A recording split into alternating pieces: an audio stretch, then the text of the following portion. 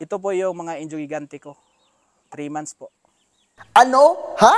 May Indio Gigante na dito sa Mindanao? Akala ko kasi sa Iloilo at sa Cebu lang. Sa mga hindi nakakaalam, ang Indio Gigante po ay isa sa largest chicken in the world. Hindi sila ang pinaka-large, pero sila ang pinakamatangkad na manok sa buong mundo. Gusto ko atang pumunta ngayon sa Manukan kung saan makakita ko ng malalaki, mga malahiganting manok. Gusto kong puntahan yun ngayon. In 3, 2, 1, go!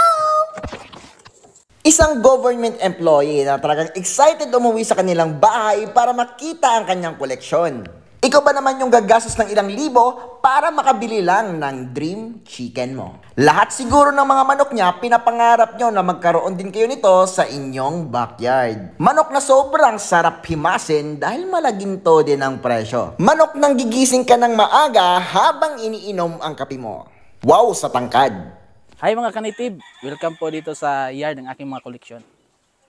2017, nag-umpisa po ako sa asil ng mga manok. Pero ngayon, nag-focus na po ako sa mga higante na manok. Ito po yung dumpo. Tinatawag po nito na dumpo na kanaway. Nabili ko po to sa halagang 3.5 nung 1 month pa siya. At ngayon, magwa 1 year na. Gusto ko pong sabihin sa inyo na bumibili po ako ng gito sa mga legit breeder po, yung mga kilala na nag-aalaga ng dumpo at saka dambo na manok. Ito naman yung dambo na hen.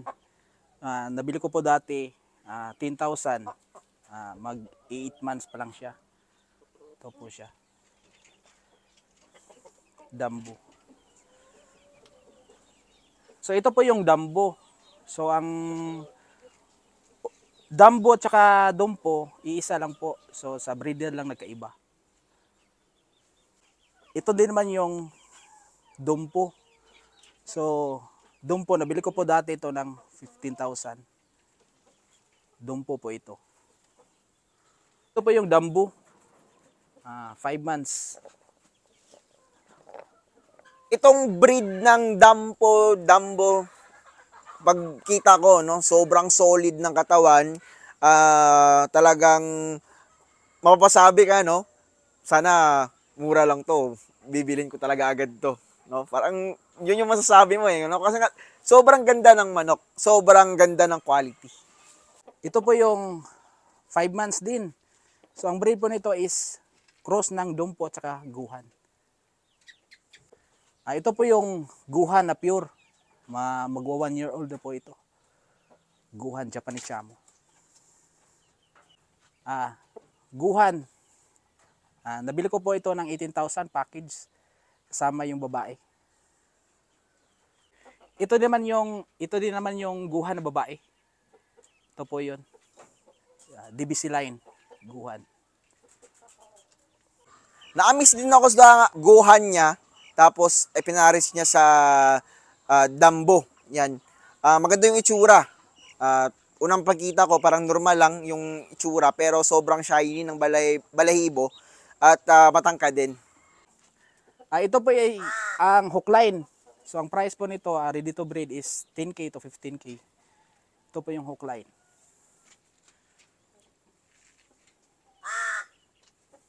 Ito po yung Ibaraki. So nag-release din itong price na to is 10 to 15K. Ibaraki po ito. Japanese Shamo. Ito po yung i-breed ko ngayon. So 3 uri ng Japanese Shamo at saka ito yung broodcock ko. Guhan line. DBC. Ito po yung mga Indio Gigante ko. 3 months po. Itong Indio Gigante, nabili ko po to sa mga sa sikat na breeder po at kilala dito sa Pilipinas. At saka kakaunti lang po yung mga may ganitong mga manok dito sa Mindanao. Ang price po nitong Indio Gigante is 7,500 per month. Kapag makabreed na po ito, magdi-dispose na po ako. Pagkakita ko ng Indio Gigante niya, ayun, na-amaze ako, no? Kasi nga, itong Indio Gigante, talagang legend talaga, no? Naririnig ko lang to dati sa ibang bansa. Tapos, may nabalitaan ako, may 2 Pinoy na nag-purchase dito sa Pilipinas, naka-avail sila, trio ata yun, no? Sobrang mahal din yung gastos nila para avail ng ganong manok. Yan, tapos andito na rin sa Pilipinas, nag-breed sila, and isa si Sir sa naka-avail dito sa Mindanao. Dito sa Mindanao, kakaunti lang sila merong Indio Gigante. Talagang sobrang na-amaze ako dahil nga 3 months pa lang yung kanyang Indio Gigante, ganun na po kalaki. Ito po yung mga anak ng Japanese Shamo ko. So may Hookline, Guhan, saka Ibaraki. 3 po sila ang bloodline nila. Ang binta ko po nito is 1.5 per month. So 1.5 po ito kasi 1 month pa to. Complete vaccine na po ito. Taka vitamins. Meron pala akong promo ngayon. Baka gusto nyo. So isang lalaki at 3 babae. Bigay ko po ng 4K. Ito po yung mga collection. Ito po yung mga manok ko is collection ko lang po to. Saka passion. Kasi hindi po ako nagsasabong. Pero kung may bibili po, bibintahan ko po. Ito po yung mga manok ko is, ang purpose po nito is collection and pang show type lang po. So, ito po yung feeds na ginagamit ko sa 2 months to 4 months. Nagbibigay din ako ng mga vitamins, calcium sa mga alaga, especially sa mga higanti na manok kasi malulumpo po sila pag walang calcium yung nila, katawan. Malulumpo po sila sa sobrang bigat nila at laki. Nagbibigay din ako ng molasses, pangpataba sa kanila at saka healthy bones na rin. Hindi na rin ako nakapagpigil at nakabili ako ng isang pares ng kanyang mga alaga. Ito yung na-avail ko sa kanya. Ito yung pure Gohan. Yan, pure Gohan to. Yung tatay nito is more on black color at saka yung nanay niya black na black. Yan, kaya medyo black siya. Siguro lalabas ito is pulang kulay pag lumaki siya. Or more on black pa rin na may pula. Yan. Tapos ito naman is Gohan na may Ibaraki. Yan, no? Na bloodline.